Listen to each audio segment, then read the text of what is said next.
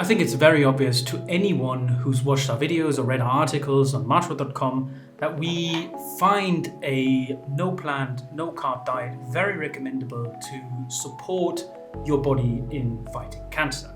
And that's obviously based on our understanding of the research. But what's not obvious is that a consequentially high fat and no fiber diet would actually be generally healthy to patients. That's not entirely obvious.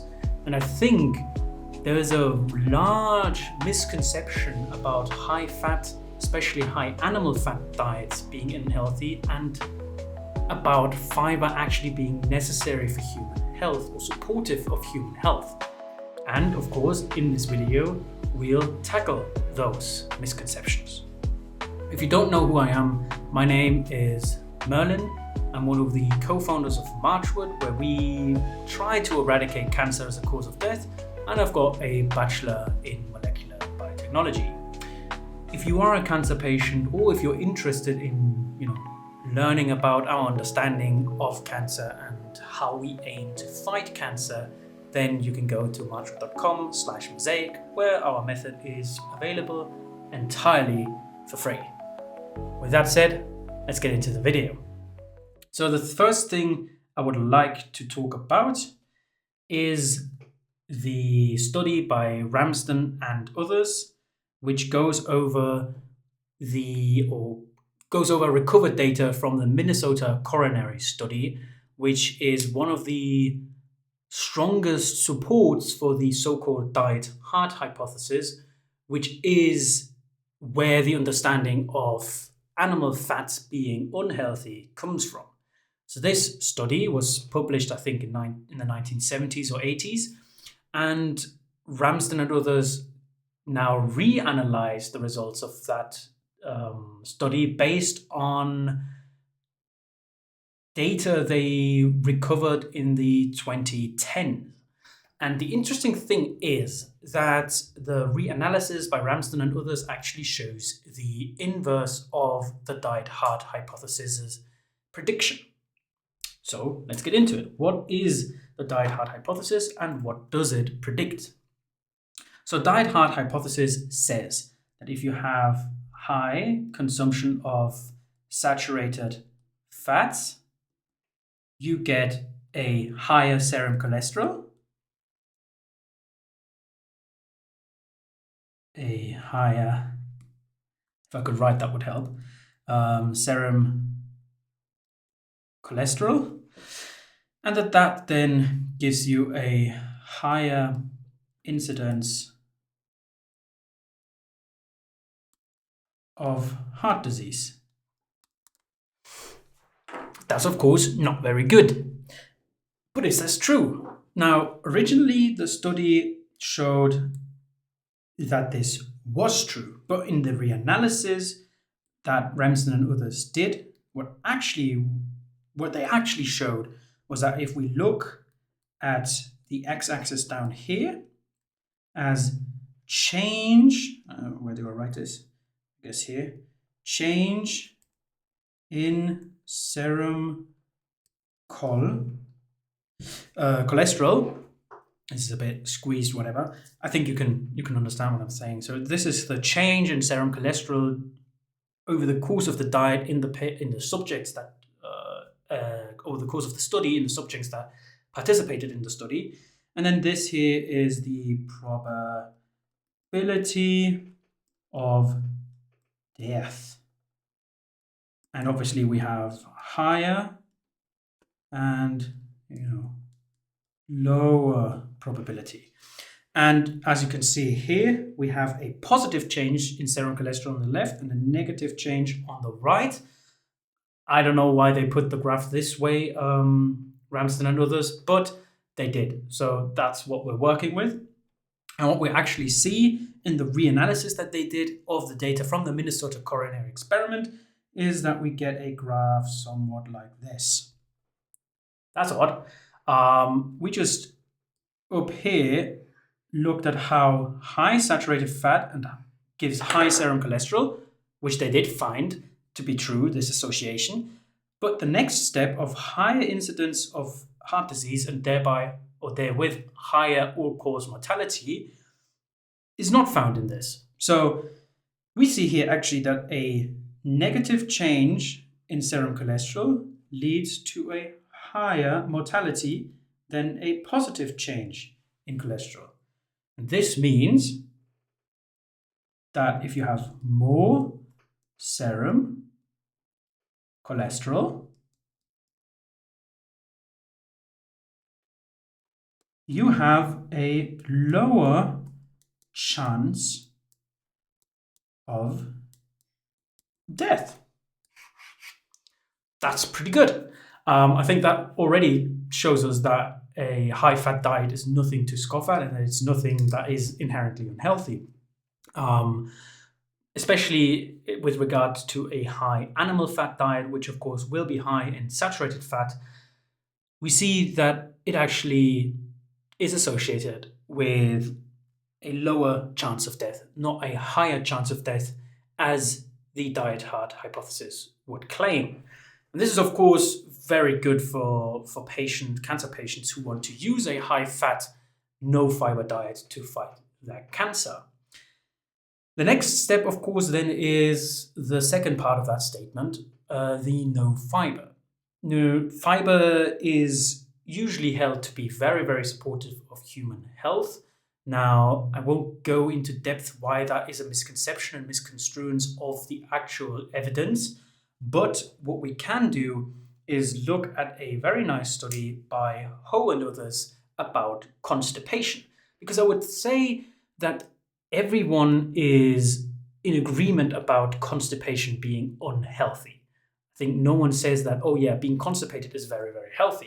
Now, it's oftentimes said that fiber helps against constipation. This is incorrect, and we see this in this study. So this study had 63 participants, right, in all, and they went on to 3 different study arms. They either went no fiber, they went low fiber, or they went and remained on high fiber. And in each of these groups, we had a different participant count. So in the high fiber group, we had 6 participants. In the low fiber group, we had 16. And in the no fiber group, we had, I guess it must be 41 participants. Yeah, it's 41. 41 participants. Now, all of these 63 patients had constipation at the start. So we have 63 patients here with constipation. In the no fiber group, at the end of the study, we had 0 people, 0 with constipation. So of the 41 people who had constipation at the start, we now have 0 people who have constipation at no fiber. So this already shows that no fiber has nothing to do with worsening constipation. Actually, abstaining from fiber improves constipation. And obviously, since constipation is bad for health, this is a benefit to our health. Now, this is only one part of this, because we see on low fiber that the patients were 12 who still had constipation, and on the high fiber, it was all 6. So we see very clearly here the trend of no fiber, or the lower the fiber intake is, the less constipation the patients have. Okay, that's all good and dandy. So if you have constipation, you shouldn't be eating fiber. That's probably logical, because you wouldn't say you can stop a traffic jam by jamming even more cars onto the road. I think it's very intuitive that the more cars you cram into the road, the more traffic jams you will create. And it's the same with your intestines. Fiber is just very, very bulky. It's non-digestible, so it doesn't, get absorbed. It's just going to have to pass through the system, and the more fiber you eat, the more cars you put in the road that can't be taken off the road, and you'll get traffic jams, i.e. constipation. That's just how it works. But there's another thing about fiber, which we haven't yet talked about. Oftentimes it's said that a fiber-rich diet supports what's known as a healthy microbiome. Now, what is a healthy microbiome? that is a discussion all in itself, and it's very difficult because the way usually a healthy microbiome is determined is if you take patients and you put them on a healthy diet versus on an unhealthy diet. Those on a healthy diet will then have a certain microbiome, and those on an unhealthy diet will have a different microbiome. And then you say, like, okay, the healthy diet participants, so the healthy dieters, they must have a healthy microbiome, and that's why they are healthy. Which is, to me, insane, because it is much more logical that the healthy diet causes the health outcome in the dieters, right? Now, obviously, the healthy microbiome might have a part in that, but there's, you can't really separate the effects of the microbiome from the diet, because if you have let's say you have a healthy diet that's just, even in isolation from the microbiome, which is impossible, but even in isolation is healthy, then this would, of course, give you a healthy dieter. So far, so good. But it would also give you a certain, microbiome. Now, does this microbiome have an effect on the health of the dieter? Perhaps, probably, maybe. We don't know. It's very hard to disentangle, and there's been studies into the mechanisms of certain, healthful bacteria and how they do it, and it's all very murky. So this whole healthy microbiome, and trying to get a healthy microbiome is very circumstantial, and it's honestly, based on low-grade evidence, because we can't separate the effects of a healthy diet from the effects of a healthy microbiome, because they correlate perfectly.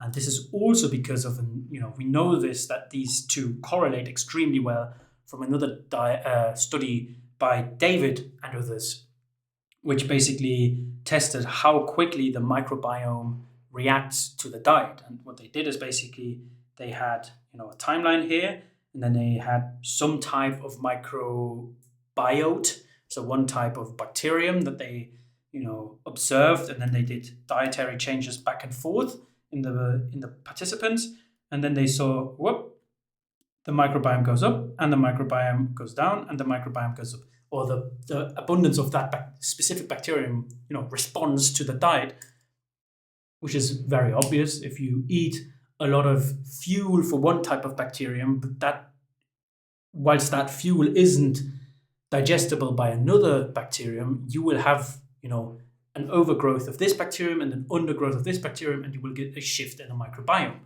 Now, if one of those two diets is healthier than the other, you would then see in these epidemiological studies that, came up with this healthy biome stuff, you would then see, obviously, that you have an association between one microbiome and a healthy dieter, but then a lot of people will just completely ignore the effect of the principal diet. Because a lot of these epidemiological studies, for example, interrogated a standard American diet or standard Western diet against a higher fiber version of that diet, or just a specifically formulated high fiber diet, and then said, okay, the patients actually get healthier on the high fiber diet. Thus, it's not the diet that does it, but because of the fiber, you get the different microbiome, and it's the microbiome who does the greater health effect. And I would say that's not what's happening. What's more likely to happen is that you have a change in diet. You have at first the standard American diet, which is highly unhealthy, and I think everyone can agree on that. And then you have this other diet, which is less unhealthy, or perhaps even construed as healthy to whatever extent.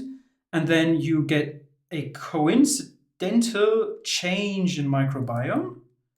And then you say, oh, it's not this divergence from the unhealthy diet that did it, but it's actually, this microbiome change that made the patient healthy, which to me is nonsensical if you don't have mechanistic evidence that actually shows that this is the cause.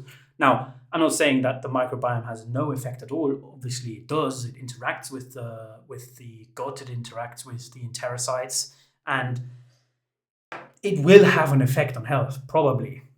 But the problem is we can't disentangle it from a just healthy diet. So if we look at just a healthy diet, if we just look at global health outcomes for the patient with one diet over the other, we can completely discard the discussion of the microbiome, because if we have better health outcomes in one diet group over another, then that diet is better than the other, no matter the microbiome that's involved, because we know the microbiome just reacts to the diet. So if one diet is healthier than the other, we don't need to care about the microbiome, because microbiome follows diet. Thus, diet is, the incidental or the primary mover, the primary cause. And thus, if we take a healthy diet over an unhealthy one, then that's where it ends. And then, of course, just for fascination and for interest, it's very interesting to look at this and to look how big this effect of the microbiome onto health is, how much of the diet's health effect is carried through the microbiome, and how much of the health effect is carried directly by the diet just not being as poisonous or unhealthy. Very difficult to tell, and that's why I don't think it's worth worrying about the microbiome specifically, but rather about global health effects of the diet, which makes sense. If you take, for example, keto patients or subjects of ketogenic diet, they will be healthier than subjects in a non-ketogenic diet, full stop. It doesn't really matter what their microbiome says, because they're just healthier. And then if they then have a unhealthy microbiome, well, that means that our understanding of the microbiome is just incomplete. So, that's my 2 cents on the microbiome. And this is also carried out in the research, which is highly circumstantial. Now, there has been some mechanistic research that seems to indicate that it's short-chain fatty acids that do some of the positive health, or that kind of wreak some of the positive health effect of a healthy microbiome. The interesting thing is that animal fats will also have these short-chain fatty acids. So, if you want the positive effect of short-chain fatty acids, eat some butter and you're good. So to me, it's a bit odd to say that fiber is super healthy for humans when we know that it causes direct constipation through just overly, overburdening the digestive tract of humans, which is not at all made to handle fiber, which is why fiber to us is indigestible. And of course, we know that the microbiome completely relies on the diet and changes with the diet, making the diet more important than the microbiome, just by nature of how it works. And then, of course, this is kind of okay. A high-fat diet is actually healthy for the patient in general. We've shown that over here. The higher fat your diet, or the higher your diet is in saturated fat, so animal fats are high in saturated fats. So the more animal fats you eat, the more saturated fats you eat, the higher your serum cholesterol will be, and the lower your mortality will be. That's good. Then we looked at this here. High fiber causes constipation. Low or no fiber causes less and no constipation. And we also saw that this association here is highly spurious and not very known how causal that is, and how much of the effect of a healthy diet is participated or wrought by the microbiome instead of by the diet directly. And it really doesn't matter, because if a diet is healthy, it's healthy, full stop. Doesn't matter what the microbiome does. And now we get to kind of rounding off of why we would even attempt a high-fat, no-fiber diet, especially with regard to cancer. And to that, I think one thing which is related to the higher health effect of this, is that we see in a ketogenic diet, we actually get an increase in what's known as glutathione. and a decrease in hydrogen peroxide production. Now, these two things happen in the mitochondria. So mitochondria will, in keto or on a ketogenic diet, go in ketosis. Mitochondria will produce more glutathione and produce less hydrogen peroxide. And this means, because glutathione is one of the, shields against oxidative damage, and because hydrogen peroxide is one of the perpetrators of oxidative damage, we see that the increase of the protector and the decrease of the perpetrator will, of course, help protect our mitochondria from oxidative damage, which is highly important because mitochondria deal with oxidative metabolism, with burning fuels under oxygen use to produce energy. And that means they're highly involved with oxygen, and they will produce these hydrogen peroxide or other reactive oxygen species that potentially damage them, and that's why they produce glutathione to protect themselves. And on a ketogenic diet, they will produce more of glutathione and less of hydrogen peroxide, meaning they're less likely to get damaged, they're more likely to heal from damage. So far, so good. But this is very theoretical. This should theoretically help against cancer, which is partially a mitochondrial metabolic disease and partially a genomic genetic disease. It should help with the mitochondrial metabolic part of cancer, but does it? Well, yeah, I wouldn't have made this video if it didn't. A publication by Weber and others showed that a ketogenic diet, which is obviously high fat, right? So the thing that we saw was actually healthy, especially healthy if you use a lot of saturated fats instead of unsaturated fats. This showed in a mouse xenograft model,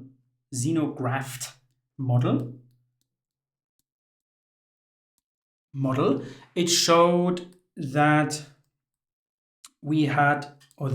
these mouse xenografts had a lower melanoma growth, or slower melanoma growth. So just by putting the mice on a ketogenic diet versus a normal lab diet, the xenograft, which was basically you take the mouse and then you put a foreign tumor onto the mouse that in this situation was a melanoma, so a certain type of skin cancer, and you put that onto or operated that into the mouse, and then you just looked at how long these mice survived and how long it took for this melanoma, or how quickly this melanoma grew. And you saw that the mice with ketogenic diets had less or slower melanoma growth, which of course, helps. Also, if that holds true for human cancer patients, it would help us slow cancer progression down and give the patient more time to use other adjuvant or augmentative interventions to actually fight cancer efficiently and win against cancer and fight back cancer and reclaim their life. So, is this true in humans? Because, a mouse xenograft model is pretty good, maybe. Depends on the model, actually, but depends on the mouse, depends on how the model is, constructed, whether that's actually indicative, and oftentimes it is partially indicative, but then there's some nuance that gets lost because it's a different species than humans, which is kind of obvious. But the good thing is that there is a study by Egashira and others that actually shows that you get a positive effect of a ketogenic diet in cancer patients. So what they did, they looked on a 5-year time horizon,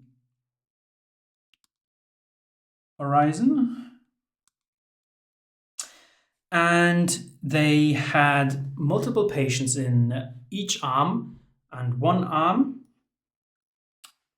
looked at ketogenic diet. So I say ketogenic diet adherence of less than 12 months, and ketogenic diet adherence of wrong way around, of more or equal to 12 months. And they had, I think this was 21 patients and this was 32 patients, subjects. Pretty certain those were the numbers, but you can check in the description below. I'll have all the resources and you can just check exactly what the numbers were, but the percentage number was interesting. So this 5-year time horizon, they looked at the survival of the patients on this 5-year time horizon. And in the 32 patient group, so on the ketogenic diet adherence of less than 12 months, they found that 3.1% of patients survived to the 5-year mark. That's horrible. That means that most of these 32 died. So we have a survival of 1 in 32, I think that is.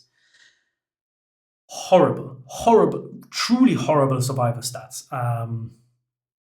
And I think this is the common thing we see, especially with advanced cancers, that people just don't survive to the 5-year mark, and they will succumb to the cancer rather quickly. And this is sad, of course. The upside of this study is that in the 21 people that went on the ketogenic diet for 12 months or more and kept on the ketogenic diet, we see a survival chance or probability, retrocalculated probabilities. Basically, I think it's 10 in 21 survived to the 5-year mark. What's even cooler is that 9 of these, so 9 out of 10, were cancer-free. Now I say cancer-free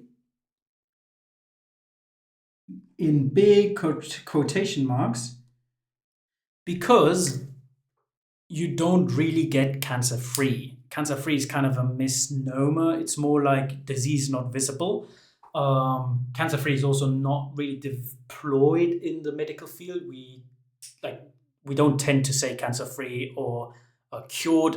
It's just like no disease progression or no disease apparent or something along those lines, which means that the cancer is too small or too inactive or both to be detectable.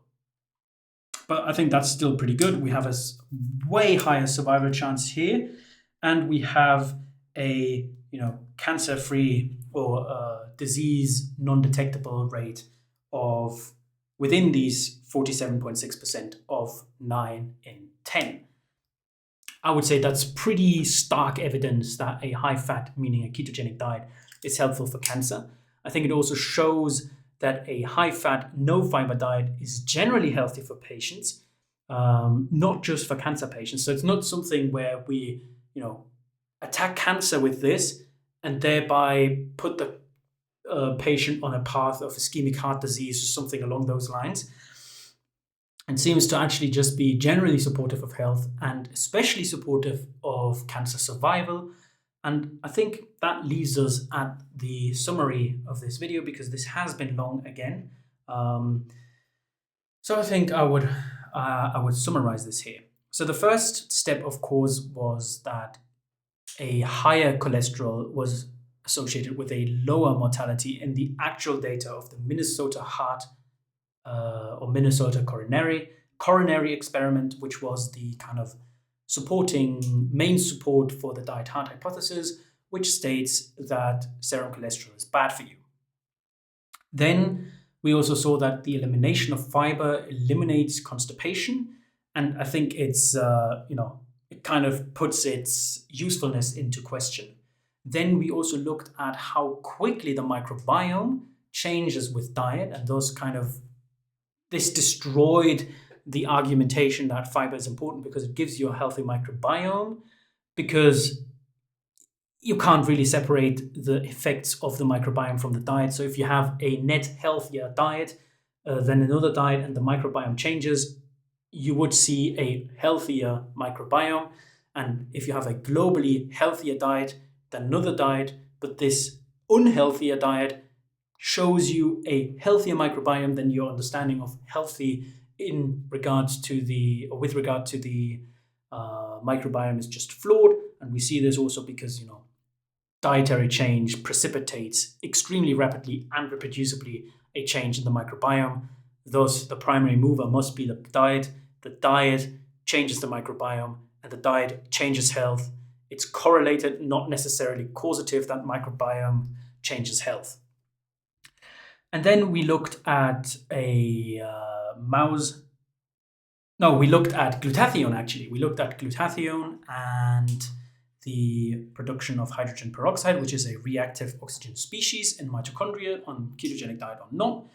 So we found that a ketogenic diet supports glutathione production, which is a shield against oxidative damage, and it reduced the production of hydrogen peroxide, which is a perpetrator of oxidative damage. And this obviously lowers the damage to the mitochondria and increases the likelihood of mitochondria being able to regenerate.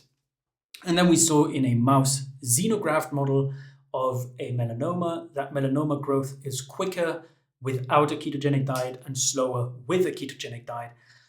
And lastly, we saw exactly this also in human patients with human actual cancers, that the 5-year survival rate increased from 3.1% to 47.6% when patients adhered to a ketogenic diet for longer than 12 months. And I think this kind of rounds it all up. This just shows us how very healthy a ketogenic diet, a high-fat, no-fiber diet is in general, and how it is especially helpful for cancer patients. If you found this interesting, if it dispelled some of the, misconceptions, or I wouldn't even say misconceptions, but concerns, like earnest concerns about the ketogenic diet and about using it against cancer, then I have done my job. If you're interested in our methods, you can go to Majchrzak.com/mosaic. If you want help with the implementation of our methods, which I don't think you necessarily need, actually, you just need to do the methods. It's pretty straightforward. Nonetheless, if you do want help, you can go to Majchrzak.com/outlive. And with that all being said, I wish you, swift healing. I wish you very good health, very lasting health, and see you soon. Cheers.